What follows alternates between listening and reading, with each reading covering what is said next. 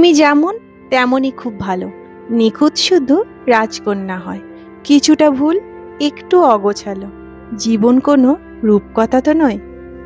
এই সমস্ত কবিতা আমাদের টিভির বা ফোনের স্ক্রিনে মনোমুগ্ধকরভাবে আকর্ষিত করলেও বাস্তব জীবনে কিছু পুরুষের অসহায়ত্ব, দারিদ্রতা চাইলেও তাদের স্পেশাল দিনে প্রিয়তমার জন্য মুখ থেকে একটি লাইনও বের হতে দেয় না। পৃথিবীর সমস্ত কষ্ট একদিকে আর দারিদ্র্যের কষ্ট অন্যদিকে। দেশে যাওয়ার পর থেকে কিছু কিছু মানুষের গল্প আমাদের ভীষণভাবে অনুপ্রাণিত করে, ঠিক তেমনই কিছু মানুষের জীবন সংগ্রামের গল্প আমাদের প্রচণ্ডভাবে ব্যথিতও করে। জীবনে টাকা থাকাটা কতটা প্রয়োজনীয় তা বারংবার মনে করিয়ে দেয়। বর্তমান পরিস্থিতিতে বাংলায় দারিদ্রতা মহামারীর রূপ নিচ্ছে। ক্ষমতাশালী আরও ক্ষমতাবান হচ্ছে, শিক্ষিতরা বেকারে পরিণত হচ্ছে, আর দরিদ্ররা ক্রমশ দারিদ্রতায় জর্জরিত হয়ে পড়ছে। আমাদের এই গ্রামের ছেলে বাহাদুর আমাকে একদিন রাস্তায় হঠাৎ দেখা হতে বলে, দিদি, আমাদের গ্রামে একটি পরিবার আছে, ভীষণ খারাপ অবস্থা, না খেয়ে দিন কাটাচ্ছে, একটিবার দেখা করবে?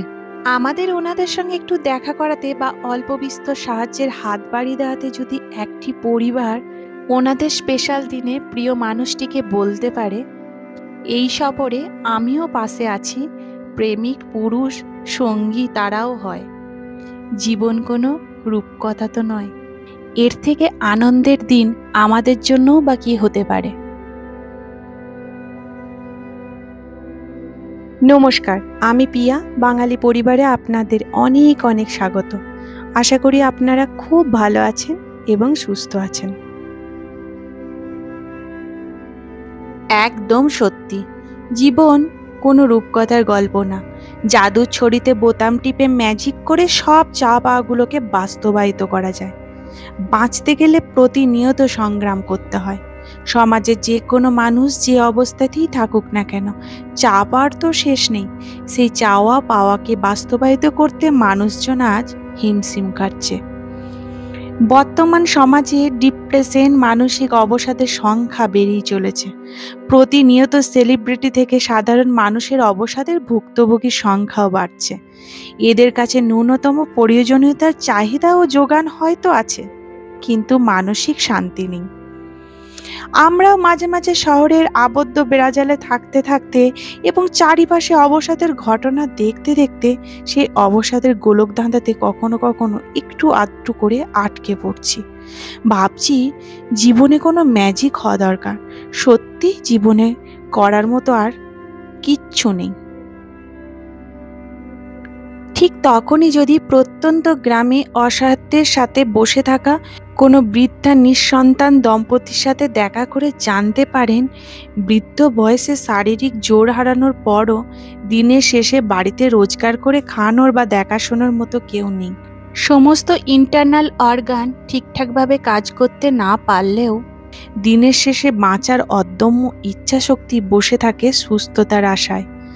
রাতের অন্ধকারে ক্লান্ত শরীরে ঘুমে আচ্ছন্ন অবস্থায় যখন দেখতে পায় মাথার ওপর খড়ের ছাউনি উড়ে যেতে, তখন পাশ ফিরে শুয়ে পড়ে আবার নতুন সূর্যোদয়ের অপেক্ষায়। তখন নিজেদের ভীষণ ছোট মনে হয়, নিজেদের সমস্যা কিছু আছে বলে আর মনেই হয় না। মাঝে মাঝে আমাদের নিজেদেরও ভালো রাখতে একবার মাটিতে এসে দেখা প্রয়োজন। আমাদের থেকেও কত মানুষ খারাপ অবস্থায় আছে। তাহলে হয়তো জীবনের প্রতি এত অভিযোগ থাকবে না, মনের মধ্যে আত্মবিশ্বাস আসবে ভালো থাকার জন্য, খুশিতে থাকার জন্য। আমার কাছে কিছু নেই নেই না করে আমার কাছে সব কিছু আছে বলতে বাধ্য হওয়া পর্যন্ত। দারিদ্রতা এবং সুস্বাস্থ্যের জন্য বর্তমানে যেসব মানুষজন অসহায়, তাদের কাছে এক কঠিন সমস্যার মুখোমুখি তারা প্রতিনিয়ত। অদৃশ্য দুর্নীতি। অদৃশ্য দুর্নীতি এই কারণে বললাম, দারিদ্র্যের গোলকধাঁধায় আটকে পড়া মানুষের পেটের খিদেতে দুর্নীতির দৃশ্যমান যথার্থ মানে করাটা একটু মুশকিল। কিন্তু আমরা যারা অল্প বিস্তর বুঝি তারা চুপ করে আছি। আমাদের চুপ করে থাকাটাও অনেক সময় অনেকে যোগ্য প্রাপ্যটুকু পর্যন্ত কেড়ে নেয়। ওনাদের যোগ্য প্রাপ্যটুকু ওনাদের কাজ পর্যন্ত পৌঁছাতে না পারার জন্য আমরা এবং আমাদের চুপ থাকাটাই কিন্তু দায়ী। তোমার বাড়িটাও পাইনি এখনো?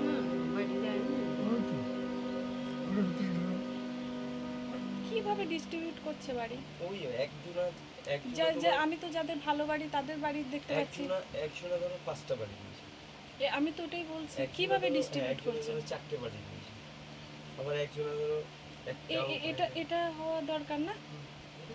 এটা দেখলি মনে হচ্ছে এটা হওয়া দরকার। আমি জিজ্ঞেস করলাম যে সবাই বাড়ি পেলে আমরা পাবো না, আমাদের দিচ্ছেন না কেন? বলছে হ্যাঁ বাড়ি দিয়েছি তো তোমাদেরকে। এটা হওয়া দরকার আছে না? তাহলে বাড়ি দিয়েছিল মনে হয়, পয়সাটা না যাই নেই তো নিজেরা সব এদিকে জল ফল পরে মনে হচ্ছে সব এদিকে ছেড়ে গেছে, আমার আর কোনো তাও নাই। কারো একার পক্ষে এভাবে সম্ভব না, একটু সবাই করে। মানে যাকে 5টা দিচ্ছে যদি কেটে একটা এইদিকে দিয়ে দেয় তাহলে ভালো। বলছে দিয়েছিল, বাড়ি দিয়েছিলাম তাই বলছে। কি জমা করেনি কাগজপত্র? সবই দিয়েছিলাম, এমনি সব কিছু করেছে বোধ হয়। আমাদের কারো একার পক্ষে না দুর্নীতি আর না দারিদ্রতা সংশোধন করা সম্ভব, আর না এদের বিরুদ্ধে লড়া সম্ভব। দারিদ্রতা দেশে যত বাড়বে, সুবিধাভোগী এক শ্রেণী মানুষের দুর্নীতিও ততটাই বাড়বে। তাহলে একটা প্রশ্ন তো এসেই যায়, এত দুর্নীতির কারণ কি? তার কারণ সঠিক শিক্ষা ব্যবস্থা। শিক্ষা ব্যবস্থায় অতিরিক্ত সংশোধনের নামে সরকারি স্কুলে বাচ্চাদের মধ্যে ভয় ভীতিও অতি মাত্রায় কমিয়ে দেওয়া হয়েছে। তুই কোথায় পড়িস? কিসে পড়িস? পড়িস না কেন? পড়িস না কেন? হ্যাঁ, তুই কিসে পড়িস? দাঁড়া, সবাই দাঁড়া, তুলে নি, দাঁড়া। তোরা কত আমাকে তুললি, হেল্প করলি। তোরা কেউ যাস না স্কুলে? অনেক সময় যাই মানে প্রত্যেকদিন যেতে হবে তো? জলে ভয় লাগে না? এত দূরে চলে যাচ্ছিস, ভয় লাগছে না? ছোট থেকেই করিস, অভ্যাস হয়ে গেছে না? বাচ্চাদের আজকের দিনে স্কুলে যাওয়ার কোনো তাড়া নেই, কোনো নিয়ম শৃঙ্খলাও নেই। বিদ্যাকে শুধুমাত্র ভালোবেসে আগে যারা সরকারি স্কুলে যেত, আজকের দিনে কিন্তু একদমই তা হয় না। শিক্ষকরাও একটু বকতে না বকতে বাচ্চাদের ওপর মানসিক নির্যাতন করা হচ্ছে বলে বাচ্চাদের মধ্যে অবাধে নিয়ম ভঙ্গের সুযোগ করে দেওয়া হচ্ছে প্রতিনিয়ত। যাদের একটু টাকা পয়সা আছে তারা অনায়াসে সরকারি স্কুলের সংশোধনের থেকে বেসরকারি স্কুলে নিজের বাচ্চাকে দেওয়াটাই সহজ পথ বলে মনে করছেন। সমাজে যারা দরিদ্র শ্রেণী আছে ওনাদের বাচ্চারা এর ফলে শিক্ষার মূল মন্ত্রটুকু গ্রহণ করার সামান্য সুযোগটুকু থেকেও বঞ্চিত থাকছে। আগামী দিনে একটা বিরাট সংখ্যা প্রজন্মের বাচ্চারা সঠিক শিক্ষার গ্রহণযোগ্যতা না থাকার জন্য সঠিক সময় সঠিক জায়গায় সঠিক প্রশ্নটুকু করারও সাহস পাচ্ছে না।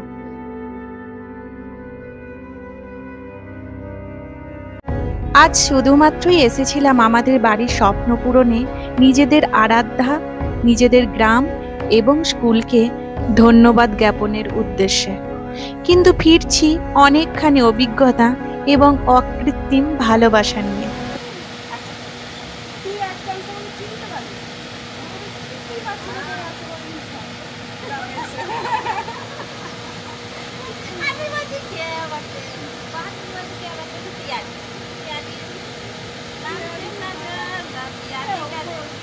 অনেক বছর পরে। হ্যাঁ, অনেক বছর পরে। কাকির সঙ্গে একবার দেখা করে যাবো না? হ্যাঁ, কাকি কখন এসেছিলে? এই তো কিছুক্ষণ আগে। কাকির সঙ্গে একবার দেখা করে ভালো থাকে। বর্তমান গ্রাম বাংলার পরিস্থিতি অনেকটা পরিবর্তন হয়ে গেলেও সেই 90-এর দশকে ছোটাছুটি করে যে গ্রামে আমরা খেলতাম বা বড় হয়েছি, তাদেরকে আবার দেখলাম প্রাণখোলা হাসি এবং আন্তরিকতার সাথে আমাকে গ্রহণ করে নিতে।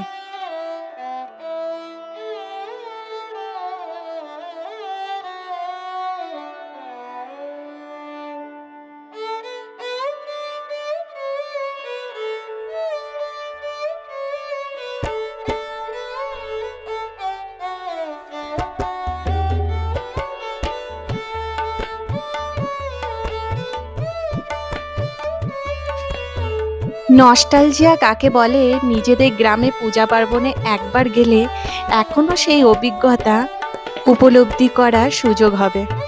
এই জন্যই মাঝে মাঝে নিজেদের শিকড়ে ফেরা উচিত।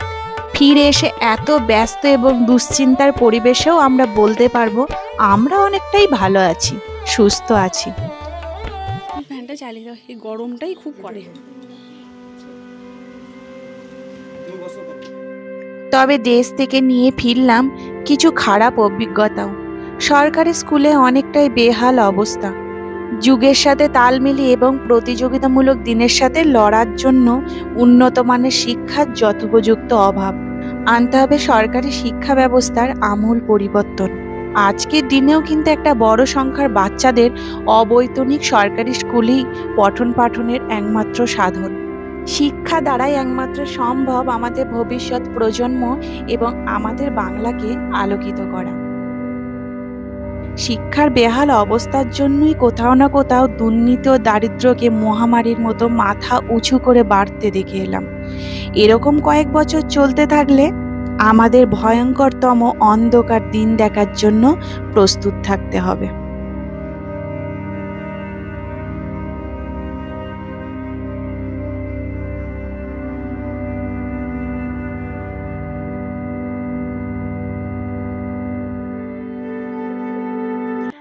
আজকের ভিডিওটি এখানেই শেষ করছি। ফিরছি আজারবাইজানে একটি নতুন অভিজ্ঞতার গল্পের সাথে।